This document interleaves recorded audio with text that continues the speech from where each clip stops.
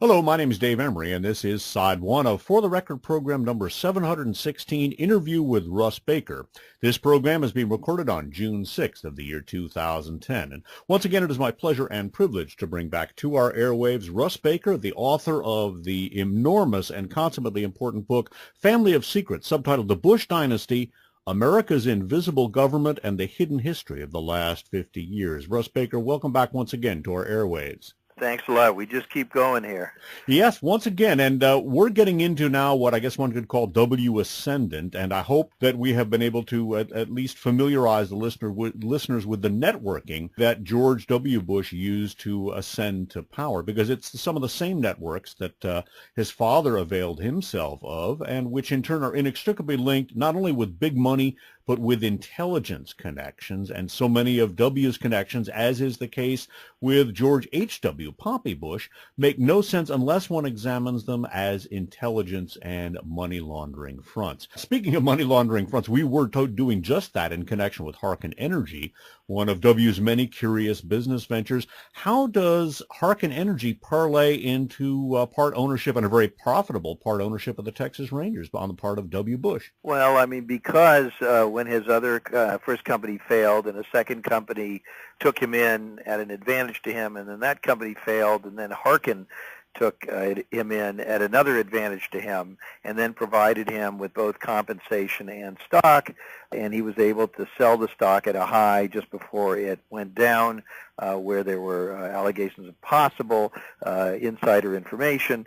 In any case, he was by this point already fairly well healed, and as I mentioned on our last program, George W. Bush would have had trouble becoming president even with the famed Bush name, based on the fact that he really just didn't have anything good on his resume. He had two small failed oil companies, and then he had been taken over by a third company, and that company was so murky and problematical that if it had been examined, it wouldn't have looked very good for him.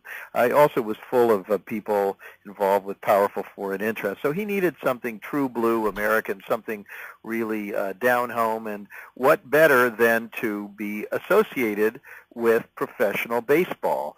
And since he wasn't going to be a professional baseball player, the best opportunity was to be a businessman connected with a popular franchise, and that was the Texas Rangers baseball team. So in Family of Secrets, I have a chapter called Playing Hardball, and this is the story of how he got in and then what they did to make money off of the team. But what's significant here is that they approached a number of very wealthy individuals. This is a whole pattern here of influence peddling, approaching wealthy individuals who have a reason to want to get favors or be able to get their case before the vice president, the president, the governor, or what have you. And so they basically staked W. He put in, even though he made good money already and was already on his way to be wealthy from Harken, he put in a fairly small amount compared to the other partners, and yet was given a disproportionate amount of stock. Now, the supposed reason for this was that he was being compensated for being managing partner, with the idea that they were just silent partners and he was actually managing the enterprise. And as I point in Family of Secrets, he wasn't managing the enterprise, didn't know anything about it. Really all he did, besides taking a stake in the company, was he showed up at the games and the camera focused in on him, wearing his Rangers thing, and they would say, you know, George W. Bush, managing partner, Texas Rangers, and he was an instant hit. And of course, this is what made it possible for him to defeat Ann Richards, the incumbent, and become the governor of Texas. Yep. Just ever so briefly, one of the interesting things about the steroid scandal that has engulfed baseball is a lot of the big names, Pudge Rodriguez, Alex Rodriguez, Rafael Palmeiro, Jose Canseco, Sammy Sosa, all tracked through the Rangers at this period in time. You see, what's interesting about that is that the theme, again, of getting an unfair advantage of a non-level, shall we say, playing field, and how one can game the system, which is a theme running through Family of Secrets, not only about Bushes themselves, but about the entire milieu of which they're part, and how this plays a role in America very much right up to the present moment. But in terms of the baseball team, what's interesting to me, as I discovered in researching Family of Secrets, was the extent to which the Bushes and their friends and this upper class group saw sports ownership as very, very important. It was not only for ego and that they enjoyed it, it was also that this made them, it was a kind of insurance, because people are very reluctant to investigate or look at or have doubts about the owners of successful sports ventures. Now, if the team is failing, that may be something else, but as long as the team is doing well and makes the public feel good, they're pretty secure. And so we find with the Bushes all the way back, his great-grandfather, George Herbert Walker, who they named golf's Walker Cup after. He was involved in the introduction of golf itself into America. He was involved with the New York Yacht Club, professional tennis, very high up in premier horse racing. So they were working all this stuff. And then if you look at the commissioners, several of them in a row were friends of the Bushes, like Peter Ueberroth, and one of the other ones actually lived in the Bushes' house before he became commissioner. So they were very tightly woven into baseball, and they and their friends had stakes in tons of teams, the Reds, the Mets, the Tigers, and others. You alluded to one of the owners, Mr. DeWitt of Spectrum 7. He was deeply involved with the Cincinnati Reds. And you also mentioned how that upper crust section of Cincinnati had a lot to do with carrying George W. Bush's electoral fortunes as well. Before we talk about W. Ascendant in politics, two more business ventures I'd like to touch on, one of which I'd never heard of, Lucky Chance Mining, an ironic name if ever there was one. Yeah, that's one that I did. You know, a lot of these things that I came upon in researching Family of Secrets are not in any other books, or if they're in books, they're in briefly, but you see a kind of a lack of connecting dots. They're sort of treated as just sort of resume items, and they're described, but there isn't a lot more to it. But Lucky Chance isn't in anything, and I don't know, everybody missed it. It's not in articles, it's not in books, and this was a very interesting mining venture involving this same sort of murky group of people. One figure that tells me how they were bringing suitcases of cash back from the Caribbean. There was an odd sort of East Coast investment banker who got in trouble with the SEC. He was well connected into blue blood circles in Kentucky, and he brought in people connected to the Shah of Iran. So again, you say, I mean, is this statistically significant or not, that in every one of these companies, it's people who seem to be moving money from the ancien regime of Iran, and then you had Saudis again,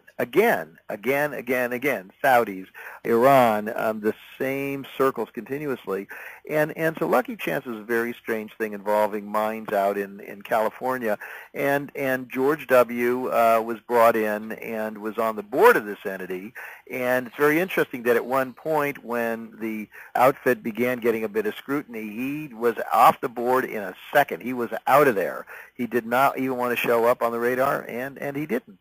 And he said he knows what happens when the press starts sniffing around, which suggests that there was something there that was beginning to smell. Another one of the Bush business ventures, you talked about the Texas Rangers and how marketable they were. And, of course, a major part of America's popular consciousness, I should say, is occupied by professional sports and also movies. Tell us about George W. Bush and silver screen management, another one of these well-connected scenarios. Yeah, this fellow who ran that company was from, again, a part of this old money apparatus. I don't recall the exact details, but it's all in Family of Secrets. His grandfather was worked for the Bushes and also handled the money for one of the great, not Astor, but one of the great. Wasn't this Bass Richardson? No, he now owns the Chelsea Piers, this very large sports complex in New York. And his mother worked for the OSS, and the father worked handling the money for, I want to say it was Astor. Is this Betts we're talking about? That's right. And yep. Astor is very interesting also because he was running intelligence. In World War II, this was, they were creating these new temporary intelligence entities and dividing up the pie, and Mr. Astor was in charge of a significant portion of intelligence for the Americas and for South America, also a Rockefeller connection in there. So anyway, Mr. Betts, who'd gone to those same schools, again, Yale and so forth, and was an old buddy of W, brought him into this company. The company, conveniently got financing again back through the Bushes, or their relatives, and they basically were investors in films, and they invested in a lot of films that were released by Disney, and the ones that were promoted in the articles when Bush ran for office were ones where I want to say sort of, Sleeping Beauty, Beauty and the Beast, whatever. But they also had, this horrific slasher movie, which was never mentioned for some reason. But anyway, that was another thing that looked sort of odd financially, and again, he seems to have done quite well with it. Yep, and the Disney empire is deeply involved, heavily overlapped with Silver Screen Management, as you point out. Let's encapsulate ever so brief, because I'd like to get to W, the president, but in a way, I think some of the cynicism and class orientation of the Bush presidencies, presidential terms, was anticipated or foreshadowed in W's governorship. Encapsulate his governorship for us, if you would, Russ Baker. Yeah, I mean, the key thing, there's a lot you could say, but the key thing is that the governor of Texas doesn't do very much. It's a largely ceremonial position, and the way it's structured, the lieutenant governor has the actual statutory power in the state, and also does most of the work. And so as governor, he was able to articulate a few issues. He certainly has appointment power and some other powers, and so he articulated a few issues that were all, of course, very carefully focused, group tested. They were already trying to see if they could use the education issue, tough on crime. They used the so-called tort reform. This was the different issues appealed to different constituencies. Capital punishment.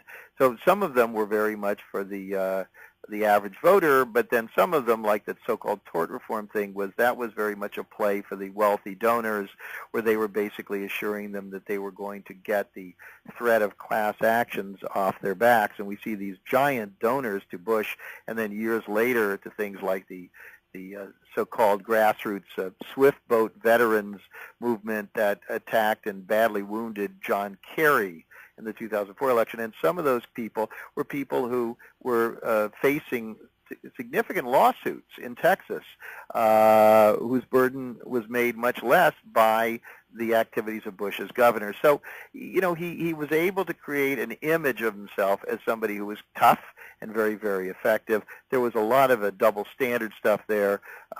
He was very tough on things like a crime, and there are some issues about some things in his past and whether he was held accountable for them. He was very tough on the issues like social issues, family issues, abortion, and so forth. And as you know, in Family of Secrets, I do tell the story of the alleged case in which a girlfriend of his is purported to have had an abortion after being pressured by the Bush circle to do so. And I go into that fairly extensively in Family of Secrets. One of the things when George Bush was in the late 90s and obviously getting ready to run for president, and a puff piece biography was written about him, initially by a long time, but one of these many people who sort of networks transgenerationally with the Bush family. This guy was tight with Poppy Bush, then later W. Bush, a journalist named Mickey Herskowitz, and you relate some very interesting things that he had to say about what was on George W. Bush's mind in the late 1990s. Mickey had known the father quite well. They'd both been in Houston. Mickey was a sports writer for the Houston Chronicle, he had a column, and he also had an interest in other subjects, and so he had penned all of these sort of ghost-written books for lots of different figures, ranging from Mickey Mantle to Reagan's advisor Michael Deaver, John Connolly to Dan Rather, a tremendous range of figures, and he was seen as very much of a nonpartisan figure.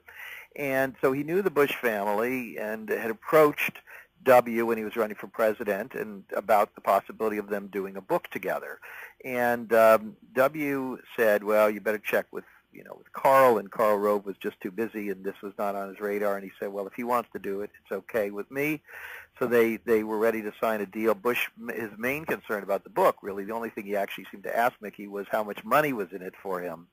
And there's an interesting question for somebody who is now running for president of the United States to be asking how much money you can make off of something. But he did, and Mickey explained, I believe, that they were going to split the proceeds, and Mickey would do all the work. He just needed to have some quality time with W and ask him some questions. And so as they began having what ended up being, I believe, approximately 20 different conversations, either in person or on the phone.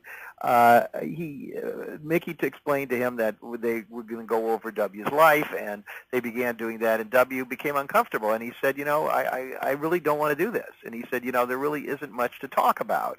And he said, well, what do you mean? He said, well, I really haven't done a lot. I'm not that comfortable with this. And, of course, had that come out, that he was the odds-on favorite to be president of the United States in a short time, and he felt he had not done enough to warrant brief mention in a book, but Mickey did stay with him on that. And one of the things he remembers asking him, he took him through the years, and then he said, okay, and he joined the Guard, and how much he loved to fly. And then he said, and what did you do next? And then he said, and then I went to Alabama to work on a senatorial campaign. And he said, okay, that was 1972, and what did you do about your ongoing Guard service? And according to Mickey, Bush replied, nothing, I was excused.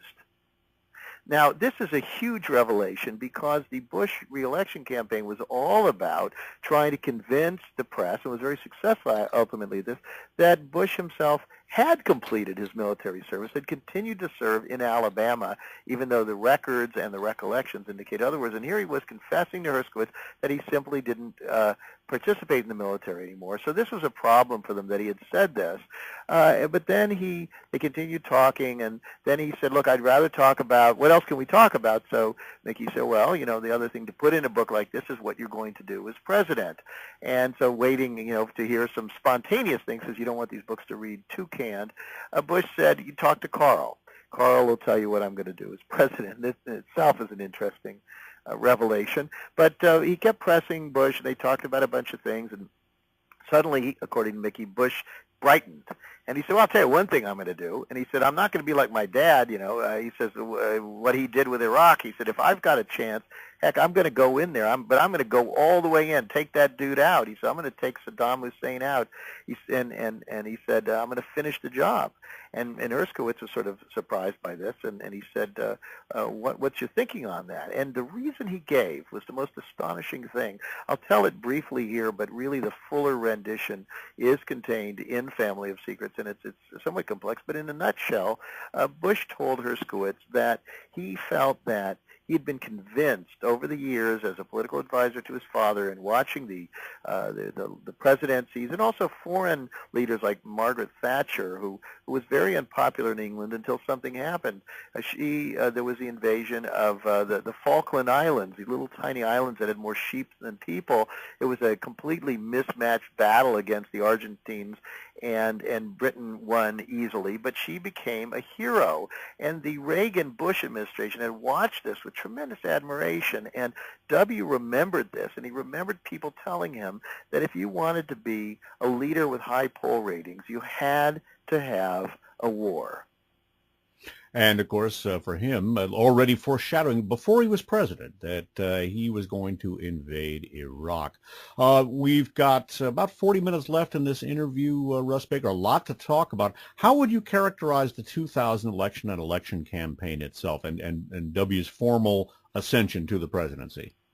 Well, I mean, first of all, he was very lucky to have Al Gore running against him, just because one thing you can say about W, as much as he's got those problems with expressing himself, he really is a very magnetic figure, and much more so than his father. And Karl Rove spotted this early on, that he could be quite charming, quite gregarious, that he could think on his feet, and that if he had a limited number of things to pull out of a sort of a kit bag, he could, because he was a jokester, he was a storyteller, and so he would know how to do that. He just needed a few arrows in his quiver.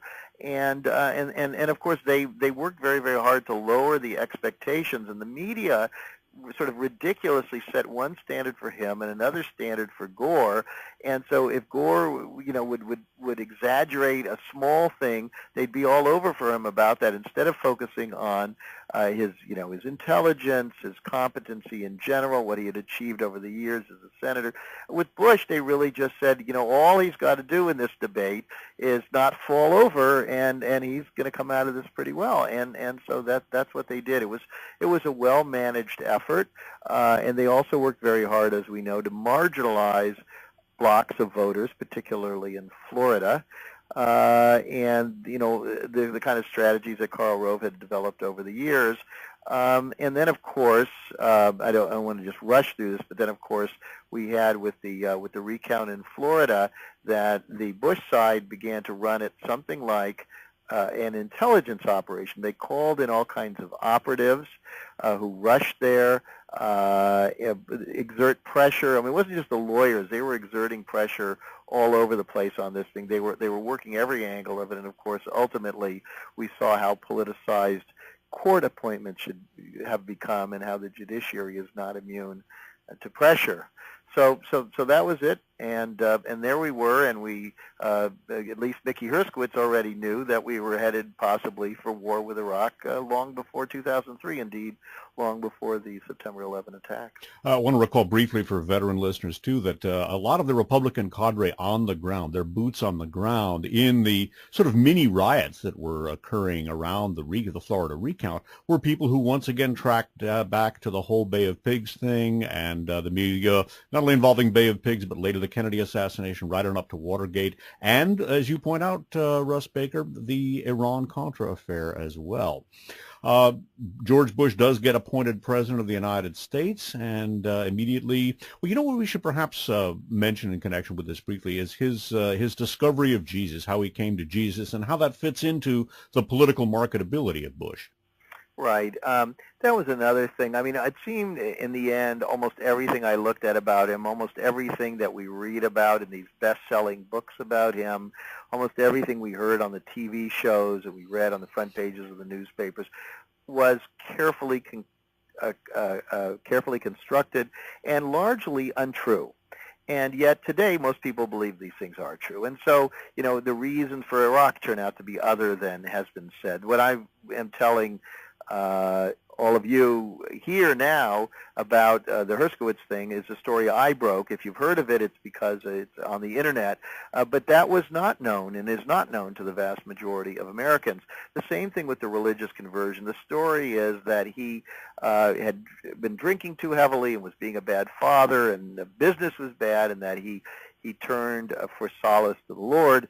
The problem with that story is that, and I wasn't ordinarily inclined to question that, because you really don't want to start speculating about what goes on with people in terms of their spirituality or their psychology on that level. But I did actually assemble enough information to suggest, at least in terms of timing, that this was, like all these other things, a cynical calculation. You have to remember that they faced a couple of problems. Number one, he had skipped out on the military. That was something he would never recover from if any dogged journalist was able to really get to the bottom of it and make that story stick.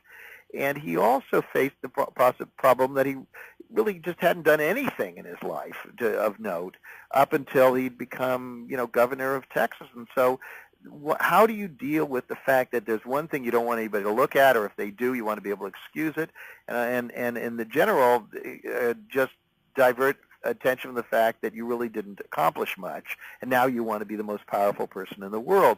And so the solution, and I have to assume that Karl Rove had a hand in this, they realized that basically he needed a clean slate. He needed to simply wipe the memory bank on everything.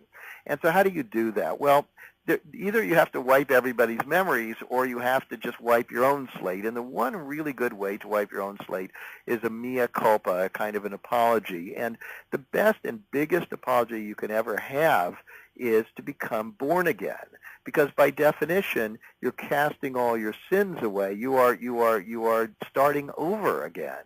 And so he declared that he was starting over again, and basically everyone else would have to start over again when it came to even considering him. And if you look at the press coverage of him in 2000, that's just what they did. They really sort of let all that other stuff go. Now, what I found in researching Family of Secrets was that you can actually figure out the timing of this, and that the year before the year in which he himself says he first saw the light, in the 1980s, the year prior to that, his father was receiving advice from a Republican operative, Pentecostal minister / consultant who was advising them, the Bush family, particularly the father, that he needed to get religion, that it wasn't good enough to be this sort of uptight Episcopalian who, went to church once a week or something, that this was not going to play with the masses, that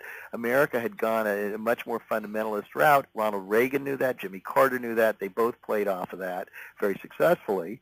And that was becoming this enormous, almost unitary bloc in American elections, and that it was essential. And so Poppy was struggling with that. And in Family Secrets, I actually tell the story of the interplay between Poppy and this man, Doug Wead, and how Doug is writing memos to him, but that Poppy is so secretive that he's got cutouts, got surrogates, and he's sort of, there's even a point where Doug Wead is asked to come in and talk to one of Poppy's aides, and he's talking to him, and the door is slightly ajar, and he has this feeling there's somebody sitting by the door listening, and he later concluded that was probably Poppy Bush, again, listening what he needed to do. And then later on, he and Poppy actually went to the Religious Broadcasters Convention together, and he was trying to advise Poppy on how to change his speech, because he said, no, this is all wrong.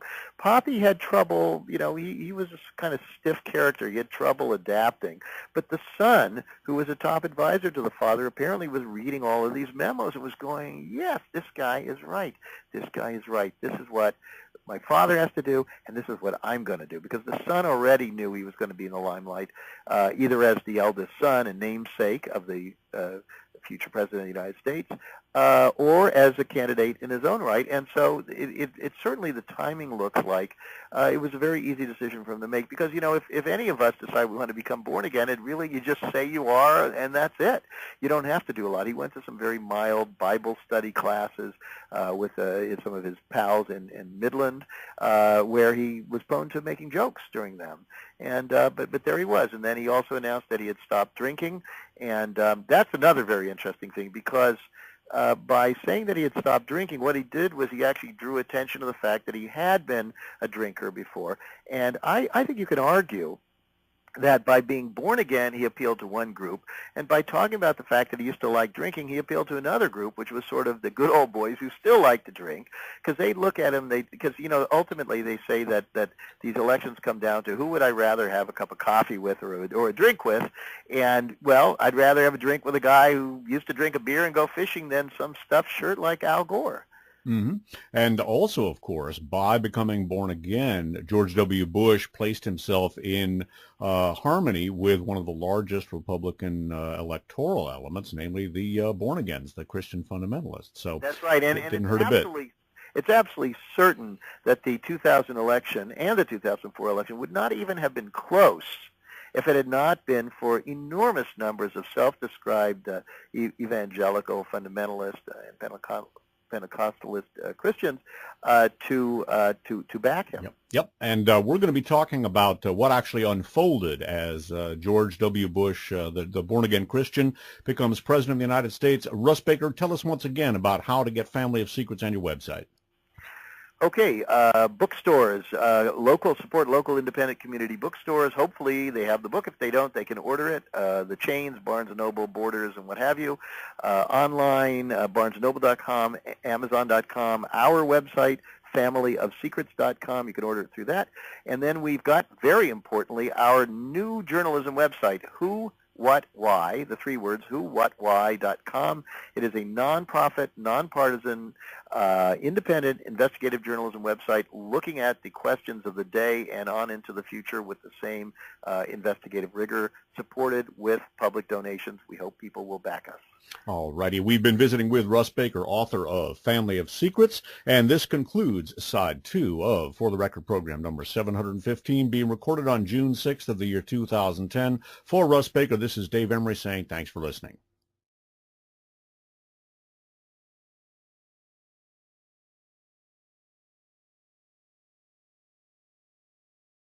Hello, my name is Dave Emery, and this is Side 2 of For the Record program number 716, Interview with Russ Baker. This program is being recorded on June 6th of the year 2010. Once again, it is my pleasure and privilege to bring back to our airwaves the author of the consummately important volume Family of Secrets, subtitled The Bush Dynasty, America's Invisible Government, and the Hidden History of the Last 50 Years. Russ Baker, welcome back once again to our airwaves. Thank you, David. As we've been tracking the rise of George W. Bush, let's jump to his presidency per se. Now, this audience has heard at great length and in detail over the years about September 11th and events connected with that. We were talking about James W. Bath and his Saudi proxies, and it appears to an extent at least that George W. Bush paid the bin Laden family and the other Saudi high rollers back big time, as Dick Cheney would say, in the immediate aftermath of September 11th. Tell us about the only people who were able to fly after September 11th. Right. They certainly got all of the relatives of the extended bin Laden family out of the United States, zip, zip, zip, in the restricted airspace. And what's important about that, they said that this was because they were possibly at some kind of risk, although they themselves were not connected to Osama at that point, that they were at some risk of the anger of Americans. But of course, they could have easily provided them with the safekeeping, the security, like anybody else, and waited until the airspaces were open to let them go. The more plausible scenario is that those people would have been likely candidates to be interviewed by investigators, and by moving them out like that, they were not. So it seems hard to believe that the chits were not called in on that. And by the way, although the press has dissembled by saying that none of these bin Laden family members were actually connected to al-Qaeda or any of the terrorist events. In fact, a number of them were closely associated with organizations like the World Muslim Council, which were ideological and financial supporters of al-Qaeda and other similar groups. Well, exactly. In fact, that would have, had none of them had any ties, and as was claimed, even dealt in any way with Osama for years, if that was the case, they would have been interviewed and let go very quickly anyway. So the issue was that this was not an investigative trail that anybody wanted them going down. In terms of networking, too, before we leave the subject of September 11th per se, and again, I've dealt with that at great length and in great detail over the years, you mentioned that members of the Baker family were involved with the, quote, investigations, unquote, of September 11th, which is kind of a classic case of appointing the foxes to watch the henhouse. Right. Well, of course, Jim Baker, is this elder statesman. He's brought back for almost everything. Presidents, Democratic and Republican. He's got such a smooth demeanor. He's this sort of perfect guest on Charlie Rose. He's sort of avuncular and pleasant, and evades questions with great oozing charm. And so I can't even remember all the panels he's been on, but he's constantly on them. But the interesting also is that his son, James Baker the Fourth, I believe it is, worked in the Bush administration in the Justice Department during this key period. And also Baker Botts, the law firm, was representing some of the Saudis and other interests who were defendants in the lawsuits that were filed by survivors of the victims of September 11th. Of course, September 11th, despite the fact that there was no connection between Saddam Hussein and those events, was used as a pretext by George Bush for invading Iraq. And you've given us insights into the fact that was on his mind in the late 90s. And one of the things that you talk about as we're speaking now on June 6th of 2010, the residents, human and otherwise, of the Gulf Coast of the United States, and who knows, perhaps way beyond that, are being devastated by the oil flow that is coming from the BP oil well in the Gulf. In past programs, we've spoken about Halliburton and Dick Cheney, and one thing we should at least touch on this side is Dick Cheney's imperial vice presidency. But one of the things that you go into in Family of Secrets is once again the transgenerational networking between the elder Bush and the Gemmell family, a prominent banking family in Scotland. I wonder if you would tie that up with George W. Bush's networking with the son, Bill Gemmell, and how that in turn dovetails with Tony Blair and the, quote, coalition of the willing, perhaps one could say. Sure. Well, the Gemmell family, or Gamble family, I guess there are different pronunciations, powerful Scottish family, they're little known, but they're very important, and or they're little known here, certainly. I'm not sure how well known they are in Britain. They're important and have been involved with the Bush family since way back. In fact, another of those trips that W doesn't talk about that they took was that his father would have him go over and spend time with the Gamble family when he was young. A lot of this was cementing these relationships that would show up later on. So he would go out to Scotland and spend some time with them. Well, who are they? I was able to trace them. They're an important Scottish banking family. I actually found a reference in a Scottish newspaper where somebody who had worked for an investment firm headed by the three generation of Gamels, just like with the Bushes, the mid-level of Gamel, and he described, he said, the joke around here was that we were the CIA's station in Scotland. Kind of funny that even inside the bank that was the word. But in any case, the Gamel family, if you go all the way back, the grandfather, I guess the generation of Prescott, or perhaps a bit older, he ran the British military mission to Moscow after World War II, while Averell Harriman was the U.S. ambassador there, Averell Harriman being Prescott Bush's business partner. So those two would have known each other extremely well, and of course Harriman having his own connections to the U.K. His son, Jimmy, becomes close with Poppy, and we see the Gamels investing way back at the beginning of George H.W. or Poppy Bush's career in his early business, even before Zapata, something called Bush Overby, which itself had some sort of an odd intelligence tinge to it. And then he would go on and had this big investment firm. And as I say, Poppy, he would visit them on these so-called business trips to Europe, these kind of strange, murky business trips for this tiny Zapata offshore. And he would bring young George with him, and the sons became friends.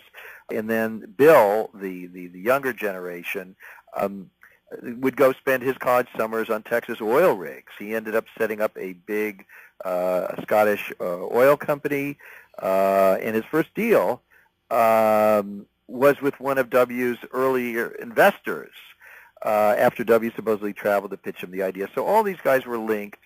They got a stake in Arbusto, and they lost their money, and they were just fine with that. And I interviewed, and I go into some detail in Family Secrets about all these links. But what's really important about Bill Gamel, why I am telling this whole story, is that his company vice chairman, a former Labour Party energy minister in the UK, goes on to work in. He works in the Blair administration, and Bill Gamel renews his relationship with Tony Blair, who's a British Labour leader and going to be Prime Minister, and their ties go back to prep school. They were very, very close friends and basketball teammates, and this is really important. You see all these things like Skull and Bones and the fraternities and on and on and on. These are all cementing links that will last a lifetime. And so what you have here is you have a very close friend of George Bush, is a very close and dear old friend of Tony Blair. And, you know, in the media, they always, for a while, they were wondering, you know, Bill Clinton and Tony Blair were like bosom buddies. And then the Republicans take over the White House, and everybody thinks that the so-called liberal Labor Party will be reticent to cooperate with Bush. But instead, Blair becomes even friendlier with George Bush than he was with Clinton, which seems almost impossible. And I believe I've got something of the backstory here in Family of Secrets, is this unknown relationship between these two men, and it's about all this business that they're doing together, and it goes on and on. I don't know how much time we have to do this, but basically there were so many connections between these guys and British Petroleum. Then, and Tony Blair. Blair had almost a dozen, or more than a dozen, executives of BP surrounding him in his cabinet. And they actually called BP, they called it Blair Petroleum. That was the nickname. And so this is the background to how it is that certain companies can operate with impunity. They survive no matter how bad the scandal or the environmental catastrophe is. It's that all these guys are cronies, and they're all inextricably linked. If one goes down, they're all going to go down. And, of course, British Petroleum got some of their concessions on the Iraqi oil, as did Hunt Oil, and Ray Hunt of the powerful Texas Hunt family was sat on W's Foreign Intelligence Advisory Board. That's right. Again, those same linkages. All these people know each other. And by the way, there's another odd twist. Bill Gamel's father was a director of the Bank of Scotland, and the guy he mentored, the one who really took his directions from him, the chairman of the bank, made a deal with Pat Robertson in 1999 to form a joint venture. And I won't go into this in too much detail, but as you study these things, you can see again circles of influence and of compromise of key figures. Obviously, Pat Robertson was crucial. Keep in mind, Pat Robertson ran against Poppy Bush for the presidency, and as I described in Family of Secrets, they actually had an operation where the Bush campaign had spies inside Pat Robertson's campaign, who then suddenly announced, "Oh, we're defecting from Robertson to Poppy Bush," and this was very helpful in Poppy Bush's momentum. But anyway, flash forward, now W's running for president, and he needs that evangelical vote. Pat Robertson, obviously very influential with his television program, and Pat Robertson gets this deal they're putting together with the Bush's good friends, the Gamos. That, in a nutshell, is how everything works. Very quickly, we've just got a little over 15 minutes left in this interview. Something that has been talked about, you talk about it at considerable length in Family of Secrets, the imperial vice presidency of Dick Cheney, yet another oil man. Well, that's right. You see, I have a problem with the talk about Dick Cheney. I won't deny that he's an interesting fellow, but he cannot be seen in isolation. And this is the problem with so many of these analyses, is they focus on Karl Rove. They focus on Dick Cheney. There's much more focus on them than there is on their ties to Poppy Bush, and then the Bush family's ties to all of these entities, these back relationships that I'm talking about with people that the public has never heard of. That larger and unfortunately far more complex story is really the story of how things work. And so Dick Cheney needs to be seen as a guy who was sponsored since early in his career by some of these interests. And keep in mind, I mean, he became the head of Halliburton, but what was Halliburton? Halliburton had merged with Brown and Root, a very important company that was instrumental in funding the rise of Lyndon Johnson and of Poppy Bush, and they became the largest defense contractor in the Vietnam War. And so they benefited tremendously following the assassination of John F. Kennedy with the ascension of Lyndon Johnson, who was basically their boy. As we talked about in an earlier program, Johnson and Poppy Bush were extremely good friends. This is not well known and not written about in other books. And then you see then the merger with Halliburton. LBJ had a lot of stock in Halliburton. I quote him in a never before released quote. Somebody actually heard him on the phone on the day of the assassination saying a profanity and then saying, "I'm going to have to sell my Halliburton stock," which was too bad because that was all about to go way up. So a merger with Brown and Root and Halliburton. Later on, a merger with Dresser Industries. This is the company taken over by the Bush family investment banking firm of Brown Brothers Harriman. So all of these things come together, and in the 90s, Dick Cheney, they're all out of government now, and Dick Cheney is told, not asked, but told that a group of oilmen have decided that he is going to run Halliburton. And it's an identical story to one you described in an earlier conversation we had, where a fellow who was a friend of the Bush family was told that he was going to run Dresser Industries. That's how this works. And so to see Dick Cheney in isolation as a powerful figure making his own decisions is way off base. These guys are all operating on behalf of much wealthier, much more powerful people, most of whom we've never heard of because the media doesn't cover them. And both Halliburton and British Petroleum deeply involved in the spreading oil mess in the Persian Gulf, in the Gulf of Mexico, which may very well wind up entangling fatally the Obama administration. I'd like to read a couple of sentences, and we're down to our last, a little over 10 minutes here. On page 374, discussing Karl Rove, you make a very interesting point.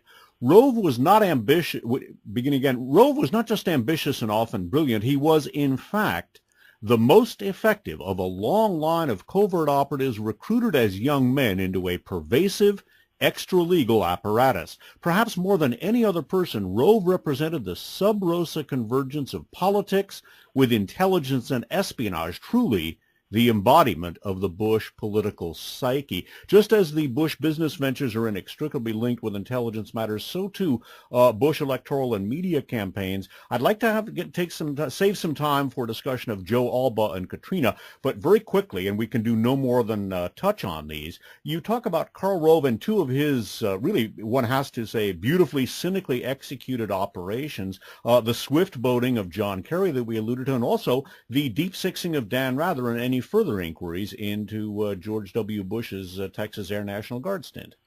That's right. You see, it occurred to me during the 5 years I spent researching Family of Secrets that what we're missing in much of our analysis is we don't understand how politics and intelligence and money-making are all the same thing.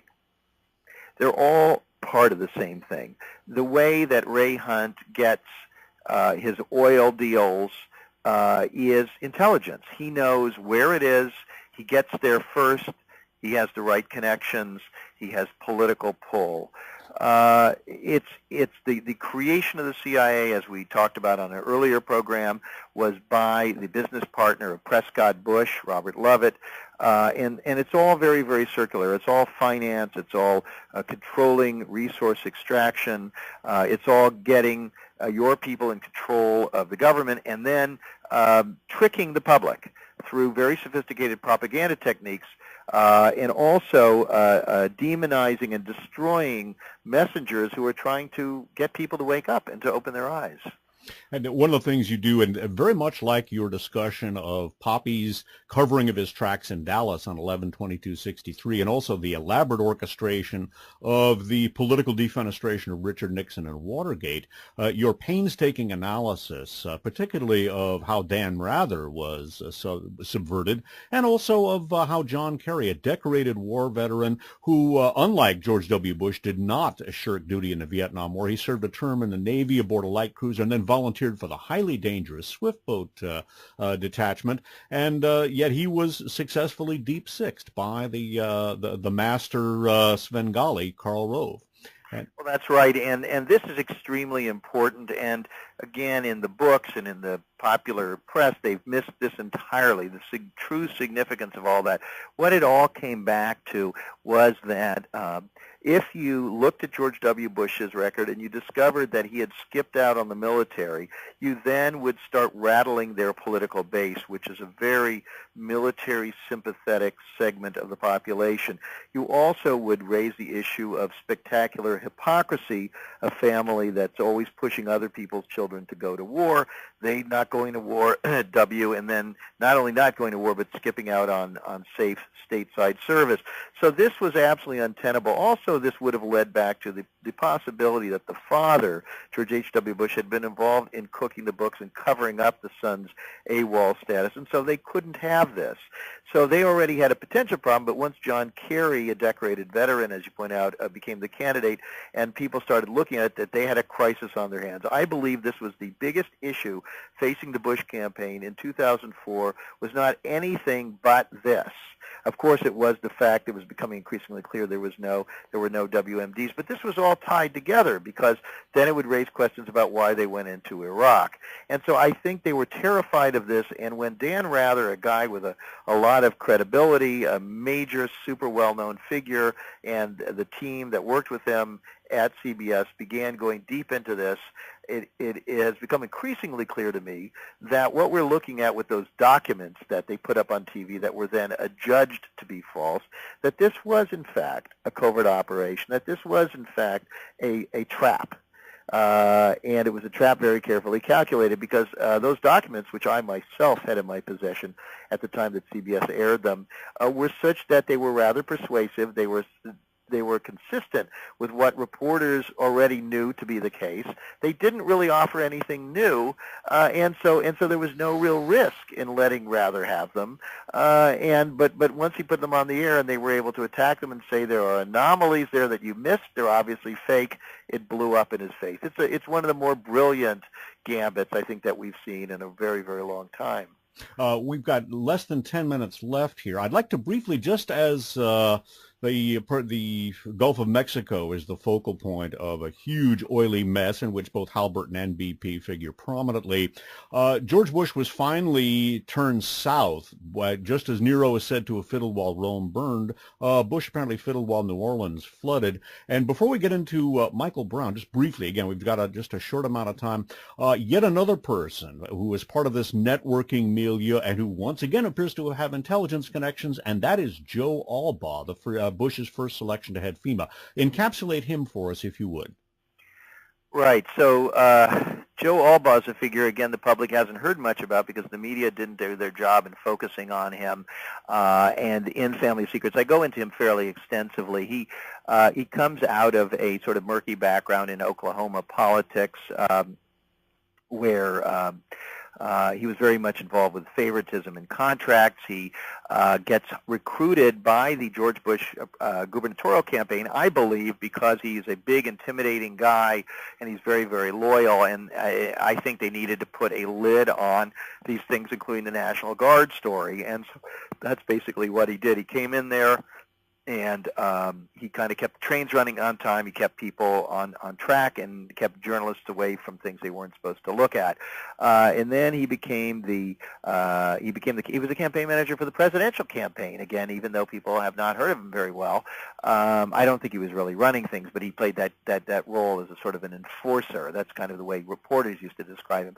And then the election comes, and he's made the head. They're elected. They're put in charge. He's put in charge of FEMA, the Federal Emergency Management Agency. And what's very interesting about that is that FEMA, there's a whole backstory to what FEMA really was. I'm sorry I keep introducing new topics here, but in Family of Secrets I go into what really was FEMA. FEMA was sold to the public as something that was supposed to help the public in disasters, but internally it was conceptualized primarily as a way of a sort of law enforcement, management of crowds, management of the public in the case of an emergency. And so this would have appealed very much to Albaugh, although the humanitarian side of it did not appeal to him. And we see in my interviews with people that they were very interested in sort of cutting the humanitarian role, just as they were interested in cutting social services. They didn't see this as a role of government.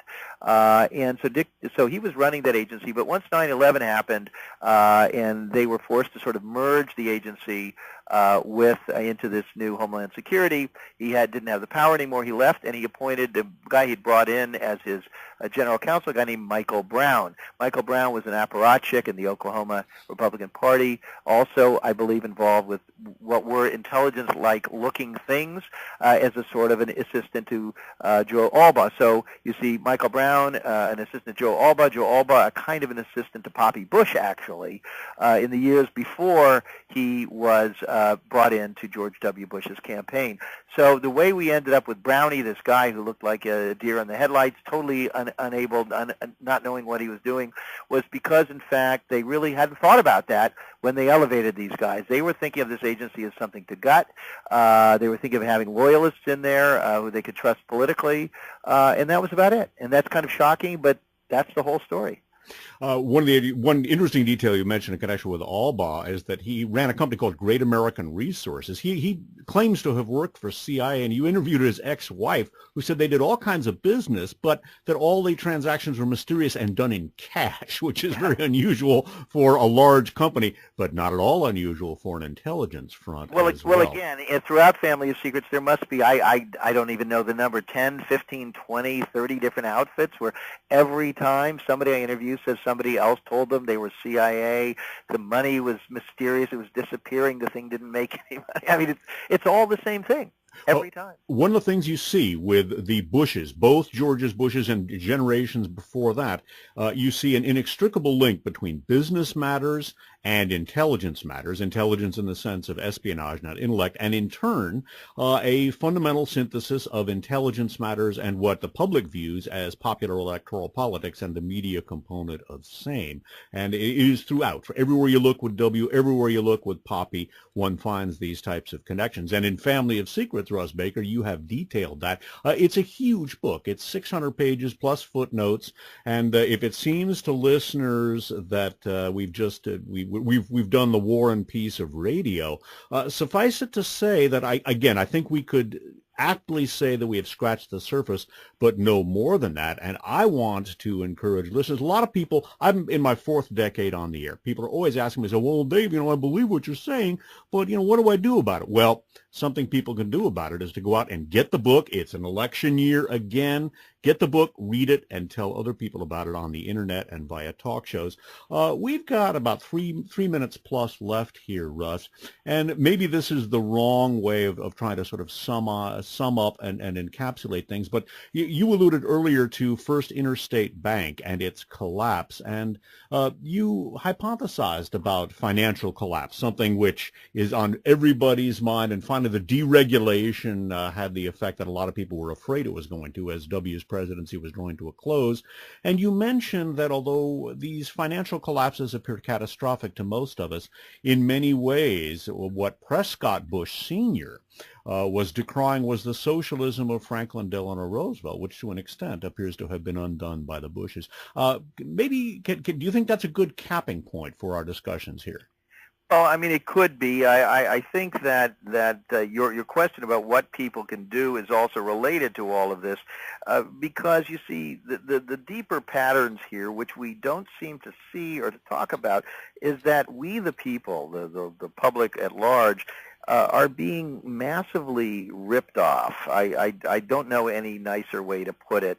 Our pockets are being picked continuously, year after year, decade after decade, you might even say century after century, by the same people or people of the same mindset. That's really what Family of Secrets is about. And because that is really a fairly small group of people, and because we are a large group of people, and because we ostensibly live in a democracy, were we actually informed about what's really going on, we would not permit it to continue. The real problem is we're not informed, and that's why I will tell people that they ask, what can I do? I say, get informed and then spread the word, because the people don't know this. Maybe certain people know it, but you can spread the word to other people. One of the great things about the internet now and into the future, and unless they are able to find a way to shut it down, is that we now have this marvelous multiplication tool to share what we learn with others. After you read something like Family of Secrets, you become, as a person, effective and able to go out and to share this with others. Emails, mass emails, posting, comments in chat rooms and bulletin boards and what have you, blogs, all of us become advocates for spreading the truth. And a lot of people out there, irrespective of their so-called voting patterns or political beliefs, are open to well-presented, powerful new information and to having their entire worldview transformed. And of course, once we transform enough people's worldviews, we begin transforming the world itself. Yes, indeedy. And if you don't want to participate in that transformation, remember what Edith Wharton said: a frivolous society can only achieve dramatic significance through what its frivolity destroys. But happily, you have a vehicle for doing that. That vehicle is Family of Secrets, subtitled The Bush Dynasty, America's Invisible Government and the Hidden History of the Last 50 Years. The author is Russ Baker, and for the last 6 hours, it has been my pleasure and privilege to visit with Russ Baker. Russ, thank you so much for appearing with us. Well, thank you very much, Dave. I really enjoyed it. And this concludes side 2 of For the Record program number 716, interview number 6 with Russ Baker. This has been recorded on June 6th of the year 2010. For Russ Baker, this is Dave Emery saying thanks for listening.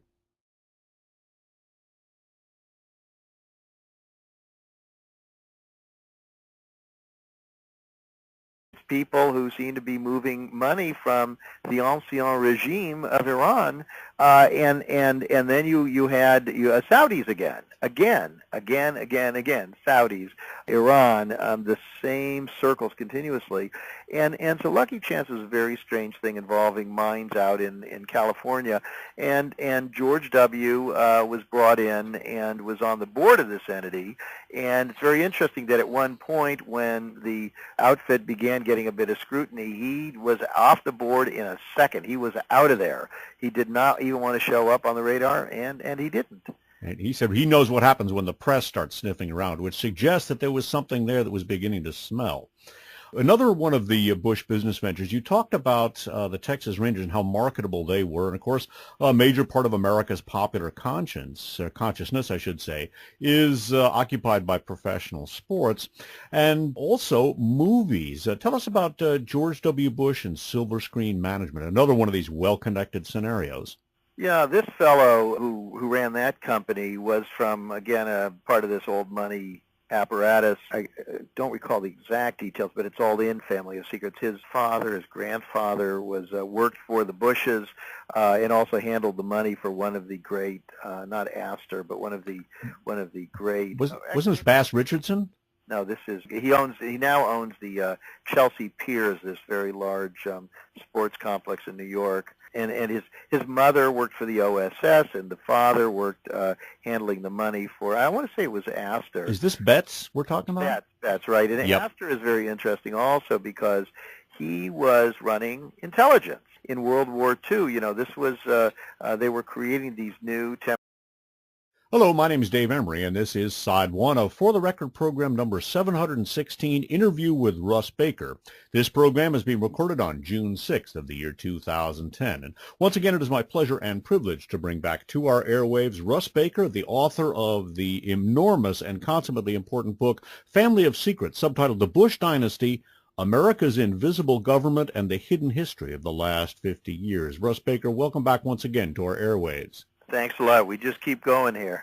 Yes, once again, and we're getting into now what I guess one could call W ascendant, and I hope that we have been able to at least familiarize the listeners with the networking that George W. Bush used to ascend to power, because it's some of the same networks that his father availed himself of, and which in turn are inextricably linked not only with big money, but with intelligence connections, and so many of W's connections, as is the case with George H.W. Poppy Bush, make no sense unless one examines them as intelligence and money laundering fronts. Speaking of money laundering fronts, we were doing just that in connection with Harken Energy, one of W's many curious business ventures. How does Harken Energy parlay into part ownership, and a very profitable part ownership, of the Texas Rangers on the part of W. Bush? Well, I mean, because when his other first company failed and a second company took him in at an advantage to him, and then that company failed, and then Harken took him in at another advantage to him, and then provided him with both compensation and stock, and he was able to sell the stock at a high just before it went down, where there were allegations of possible insider information. In any case, he was by this point already fairly well healed, and as I mentioned, showed up at the games, and the camera focused in on him wearing his Rangers thing, and they would say, you know, George W. Bush, managing partner, Texas Rangers, and he was an instant hit. And of course, this is what made it possible for him to defeat Ann Richards, the incumbent, and become the governor of Texas.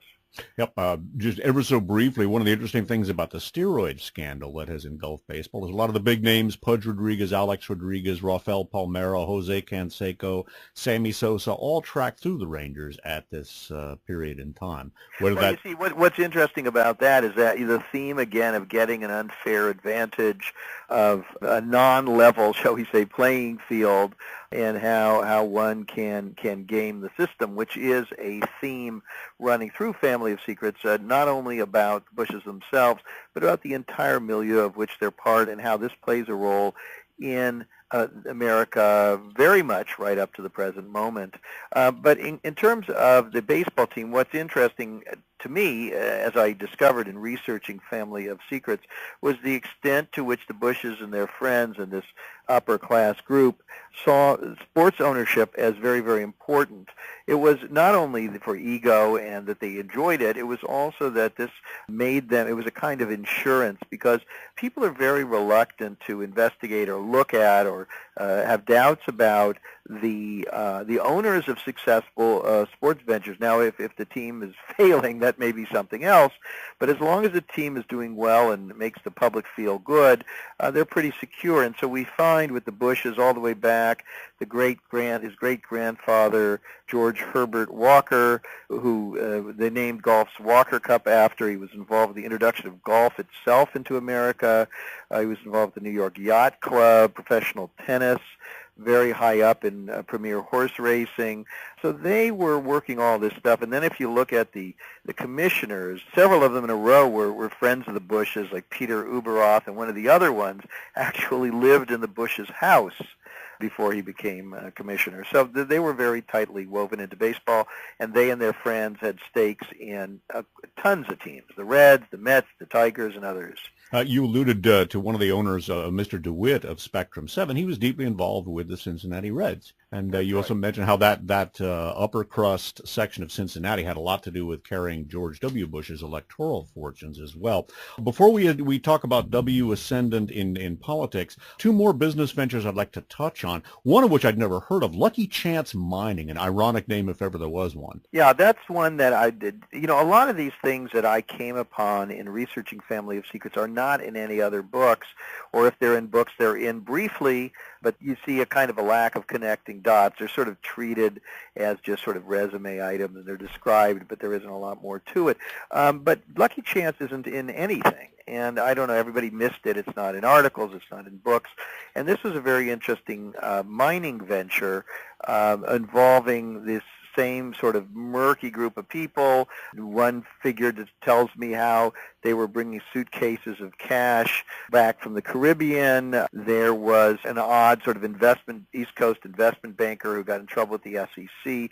He was well connected into blue blood circles in Kentucky, and he brought in people connected to the Shah of Iran. So again, you say, I mean, is this statistically significant or not that in every one of these companies, on our last program, George W. Bush would have had trouble becoming president even with the famed Bush name, based on the fact that he really just didn't have anything good on his resume. He had two small failed oil companies, and then he had been taken over by a third company, and that company was so murky and problematical that if it had been examined, it wouldn't have looked very good for him. It also was full of people involved with powerful foreign interests. So he needed something true blue American, something really down home, and what better than to be associated with professional baseball. And since he wasn't going to be a professional baseball player, the best opportunity was to be a businessman connected with a popular franchise, and that was the Texas Rangers baseball team. So in Family of Secrets, I have a chapter called Playing Hardball, and this is the story of how he got in and then what they did to make money off of the team. But what's significant here is that they approached a number of very wealthy individuals. This is a whole pattern here of influence peddling, approaching wealthy individuals who have a reason to want to get favors or be able to get their case before the vice president, the president, the governor, what have you. And so they basically staked W. He put in, even though he made good money already and was already on his way to be wealthy from Harkin, he put in a fairly small amount compared to the other partners, and yet was given a disproportionate amount of stock. Now, the supposed reason for this was that he was being compensated for being managing partner, with the idea that they were just silent partners and he was actually managing the enterprise. And as I point in Family of Secrets, he wasn't managing the enterprise. He didn't know anything about it. Really, all he did, besides taking a stake in the company, was he showed